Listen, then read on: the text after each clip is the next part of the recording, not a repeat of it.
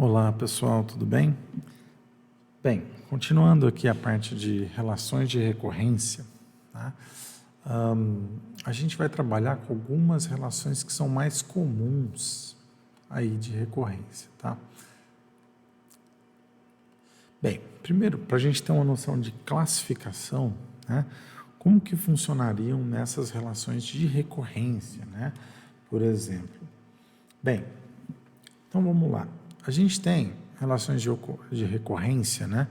Em que a gente tem um certo AN e ele depende aqui de termos anteriores, tá? Então vamos supor que esse AN aqui depende aí de uma certa função aqui, né? Vou chamar de f, sendo que essa função f depende de AN-1, AN-2, tarará, até um certo AN-K aqui, tá? Sendo que K, obviamente, é um número inteiro, tá? E aí a gente tem mais um certo G aqui que está relacionado a N, que é esse índice aqui do meu termo, tá? Bem, a gente diz, primeiro, que essa relação de recorrência, né, ela é de ordem, ou tem um grau K, tá? Então, essa relação aqui de recorrência, a gente chama ela de grau K. Por quê?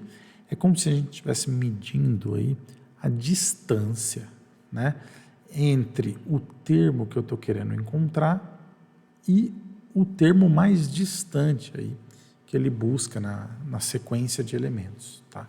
Então, a gente chama essa relação de recorrência de uma relação de recorrência de grau K, certo? Bem, essa função aqui, ela vai definir aí outras coisas, né? Por exemplo, se o meu GN for zero, ou seja, eu tenho uma função única e exclusivamente aqui, utilizando aqui os termos antecessores, a gente chama essa relação de uma relação de recorrência homogênea, tá?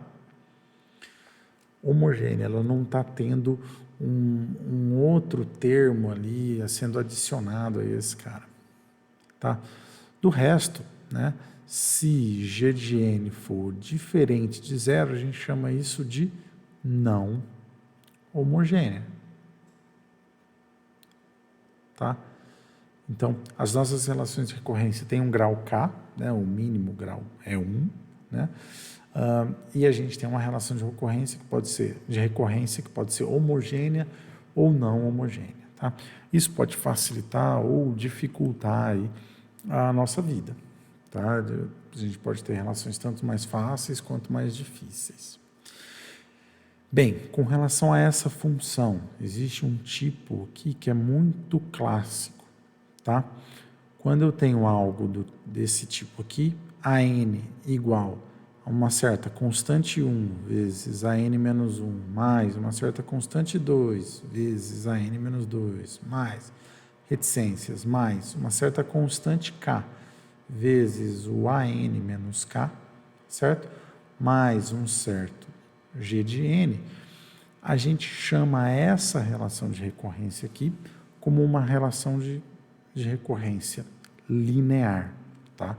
Então, se ela tem esse formato aqui, né, onde constantes estão sendo multiplicadas pelos termos anteriores, a gente tem uma relação que a gente chama de linear, tá? Ah, professor, ela pode ser não linear? Pode, tá? Então, a gente tem aqui então, a gente tem aqui, por exemplo, se o meu AN for, sei lá, AN-1 vezes AN-2, por exemplo, essa multiplicação aqui já tira essa linearidade, tá? Então, isso daqui é algo que torna o meu problema não linear, tá? Outras coisas que podem tornar o meu problema não lineares, por exemplo, se eu tiver AN igual a, sei lá, AN-1 mais AN-1 ao quadrado, por exemplo, isso é algo que tira a não linearidade. Mas, por exemplo, se eu tiver aqui sei lá, um log de AN-2, por exemplo, isso daqui tudo tira a linearidade, tá? Então, esse cara aqui tira a linearidade. Então, se eu tiver uma função com o meu AN lá dentro, isso daqui também tira a linearidade, tá? Então, em geral, a gente tem várias aplicações que são lineares, tá? Então, por isso que ela é uma classe importante.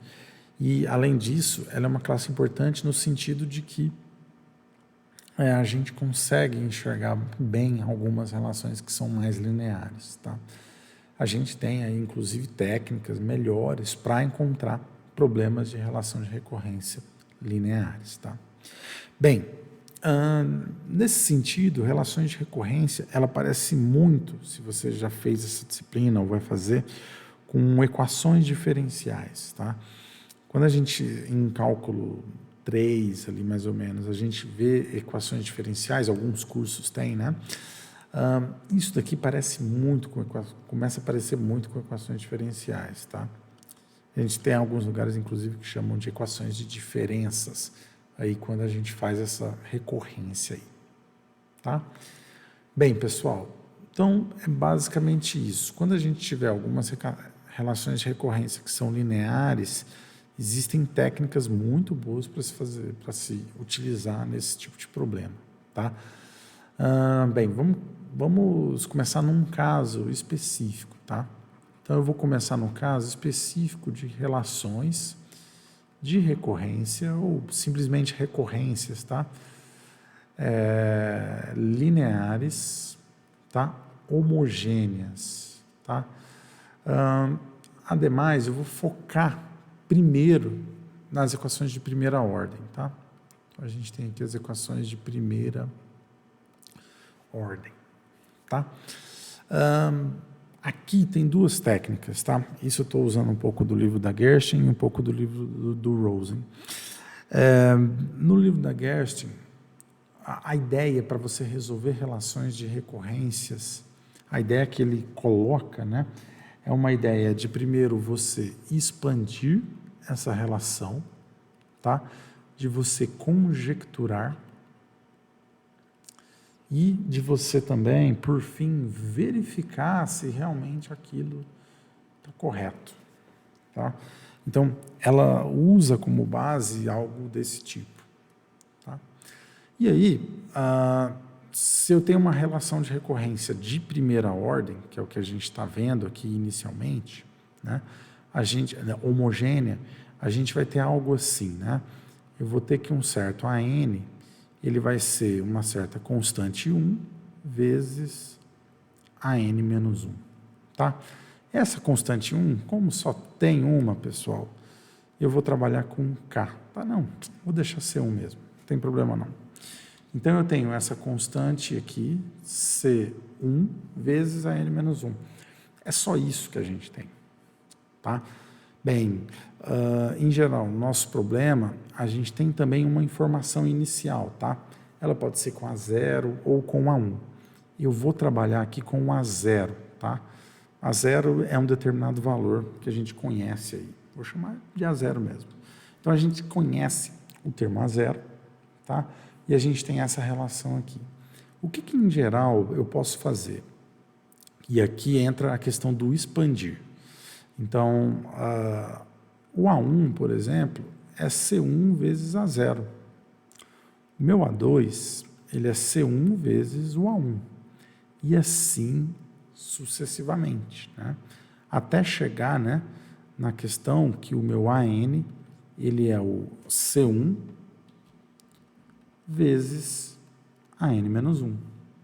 Tá? Bem, o que eu posso fazer aqui? Como todos eles são equações, né, eu poderia, de certa forma, cancelar um pouco elas. Então, o que dá para eu fazer? Bem, olha só. Se eu pegar essa equação aqui e multiplicar ela pela próxima, olha só o que eu vou ter. Eu vou ter que, quando eu multiplico aqui, né? Eu vou ter que A2 vezes A1 é igual a C1 ao quadrado vezes A1 vezes A0, né? Com isso, pessoal, eu consigo aqui, de certa forma, cancelar meu A1 com esse A1, tá? Bem, não, vou adotar uma outra forma de fazer isso daqui, porque é o seguinte, eu até poderia fazer desse jeito, mas aqui vou até dar um Ctrl Z, eu acabo assumindo que o A1 não é zero, tá? E isso pode ser meio perigoso, tá? Por isso, eu não vou adotar isso. Bem, olha só o que eu posso fazer. Eu posso multiplicar esse termo aqui por C1. Daí, eu posso multiplicar, por exemplo, esse termo de baixo por C1, né? Quando eu multiplico esse termo de baixo por C1, eu tenho que C1 vezes A1 é igual a C1 ao quadrado vezes A0.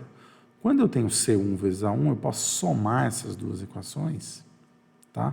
Então, eu posso somar essas duas equações, que aí eu vou cortar C1A1 com C1A1 desse lado. E aí eu tenho que A2, então, no fim das contas, eu vou ter mais ou menos parecido, tá? Que A2 é igual a C1 ao quadrado vezes A0, tá?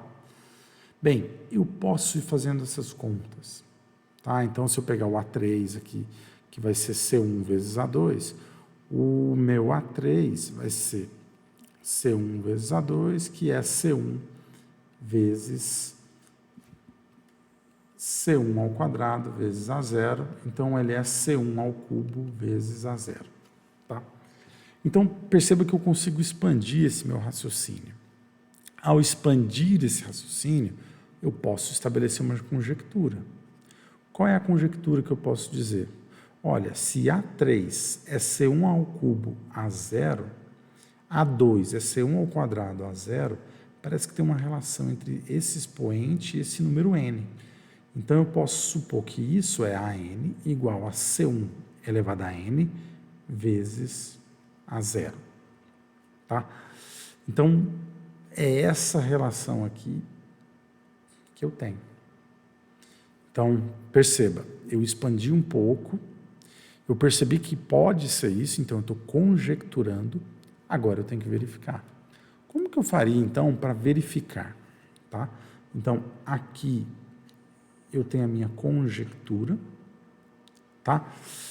Aqui eu estou expandindo, perceba que eu estou expandindo aqui a minha série para ver o que vai acontecer, tá? Agora eu preciso verificar, tá? E aqui é bem simples, pessoal. Aqui eu posso fazer por indução. Quem é a nossa base de indução? A1 é igual a C1 vezes A0.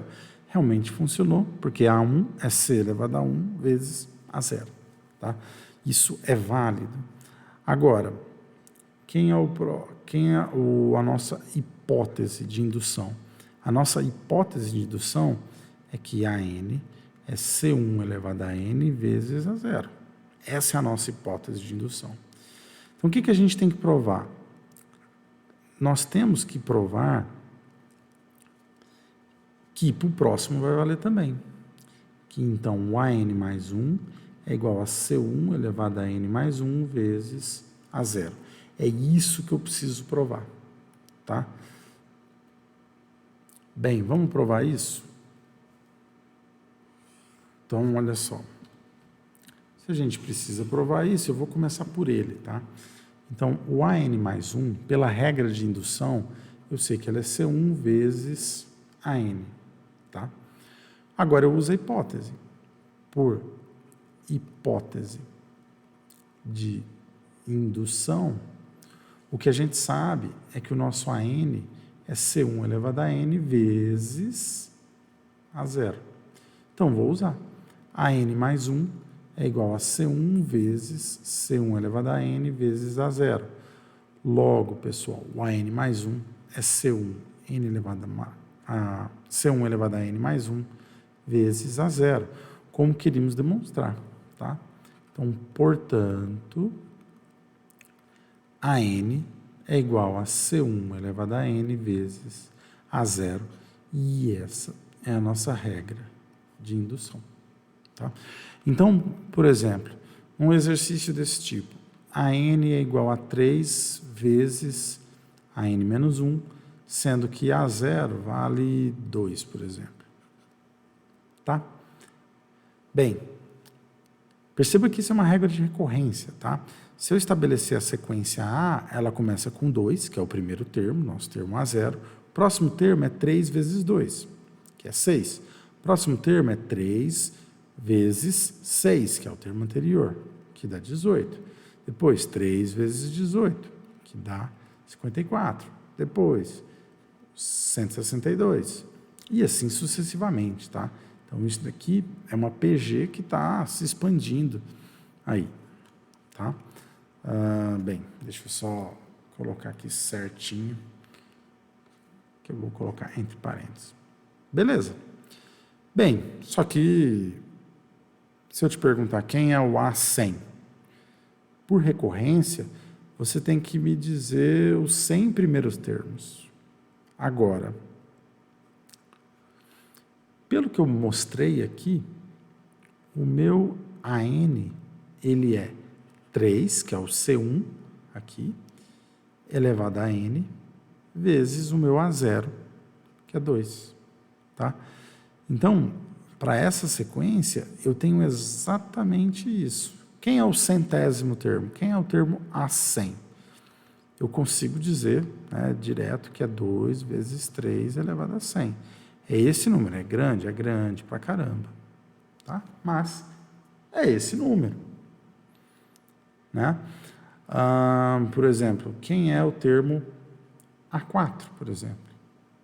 A4, pessoal, é 2 vezes 3 elevado à quarta, é 2 vezes 81, que dá 162. Perceba que eu calculei isso diretamente aqui, ó, A0, A1, A2, A3 e A4. Perceba que aqui, com a regra geral, né, que foi exatamente o que eu descobri aqui, descobri a regra geral. Com a regra geral, eu obtenho o termo direto pela fórmula. Se eu não tiver a regra geral, se eu for exatamente pela relação de recorrência, eu tenho que passar aqui por N elementos, eu tenho que calcular o A1, A2, A3, A4. Então, eu passo por N cálculos para chegar no enésimo termo. Aqui não, eu já calculo direto. Tá? Então, essa é a importância aí de você pegar as relações de recorrência, de repente você enxerga algo como uma relação de recorrência, e daí você pode expandir, conjecturar e verificar. Tá? Bem, espero aí que vocês tenham gostado, a gente vai ter mais partes com relação a isso, e até a próxima.